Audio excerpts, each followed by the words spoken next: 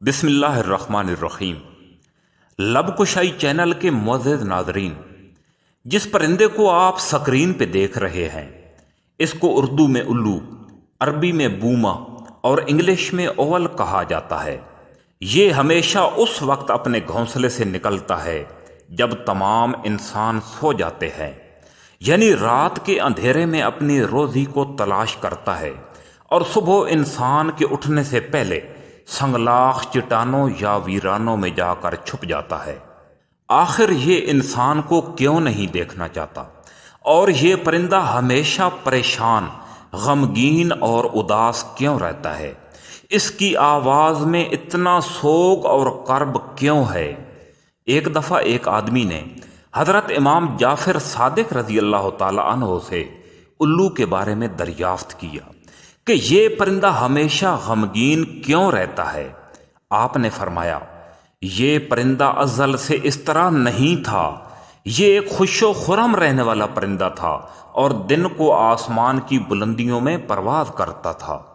یہ پرندہ حضرت محمد صلی اللہ علیہ وسلم اور ان کی اولاد سے بہت محبت کرتا ہے، اور جب واقعہ کربلا رونما ہوا اور آل رسول میدان کربلا میں بے سر و سامان اور پیاس کی شدت میں مبتلا تھی، تو الو 9 محرم کی رات حضرت امام حسین رضی اللہ تعالی عنہ کی خدمت میں حاضر ہوا اور عرض کی، اے میرے پیارے رسول کے بیٹے، میں آپ کی کیا مدد کر سکتا ہوں؟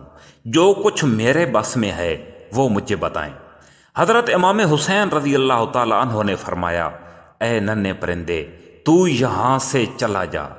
10 محرم کا سورج طلوع ہونے کے بعد آل محمد پر جو ظلم اور بربریت ہوگی تو اسے نہیں دیکھ پائے گا۔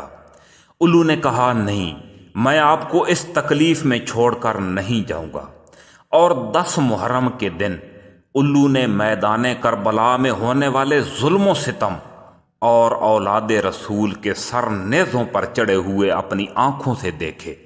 اس دن کے بعد اس کو زمانے کے انسانوں سے اس قدر خوف آیا کہ اس نے انسان کے سامنے آنا چھوڑ دیا اور اللہ تعالیٰ سے دعا کی کہ میری روزی کا سامان رات کے پہر میں کر دیا جائے تاکہ میں انسان کو نہ دیکھ سکوں اور انسان مجھے نہ دیکھ سکے۔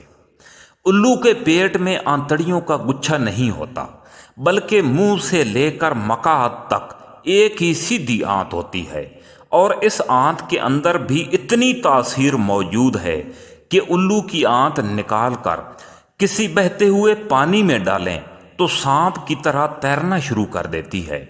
1 منٹ تیرنے کے بعد اگر اس کو باہر نکال کر دھوپ میں خشک کر لیا جائے اور اس کا سفوف بنا کر آنکھوں میں ڈال لیا جائے تو وہ انسان لوگوں کے ہجوم میں پھرتا ہوا بھی دکھائی نہیں دے گا۔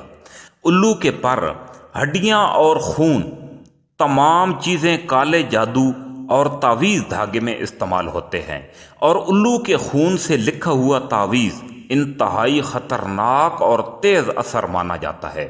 پیارے دوستو، ویڈیو کو مکمل دیکھنے کا بہت شکریہ۔ انشاءاللہ ملاقات ہوگی کسی نئے موضوع اور نئے خیال کے ساتھ۔ اللہ حافظ۔